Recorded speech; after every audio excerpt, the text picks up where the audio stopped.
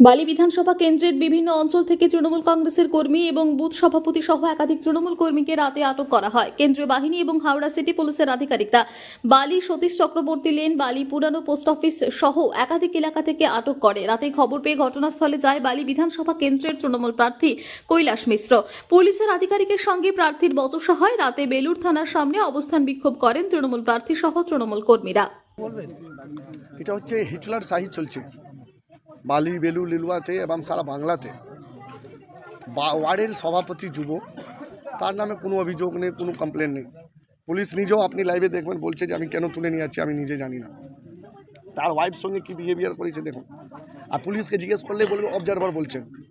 তো দিল্লির লোক, দিল্লি থেকে রাজস্থান থেকে লোক এসে বাংলার একটা মেয়েকে, বাংলার একটা বাড়ির মেয়েকে কীভাবে অপমান করতে পারে এই বাংলার মানুষ তার জবাব দেবে। কারণটা কি এই যে তার নির্বাচন কয়েক ঘন্টা ও বিজেপি হচ্ছে ইনাদের মালিক, বিজেপি ক্যান্ডিডেট, বিজেপির যারা নেতা তারা মালিক। তাদের আকারা বাবারা এখানে বসেছিল, মানুষ প্রতিবাদ করেছে বিকালবেলা যে ভাই 6টা পরে বাইরের লোক কী করে বসে আছে। এই শোনার মাত্র পুলিশের অবজারভারদের খারাপ লাগলো।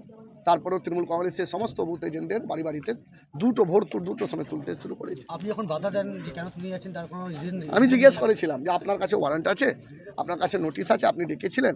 তো একজন পুলিশ বলছেন আমরা অ্যারেস্ট করিনি, আর একজন আসলেন বেশি নাম্বার লাগবে ওনার, ওই ডিসিপি নর্থ যিনি, তার তো বেশি একটু দালালি হচ্ছে না, উনি বেশি দালালি করছেন এখন। ঠেলাঠেলি করা হ্যাঁ ঠিক আছে।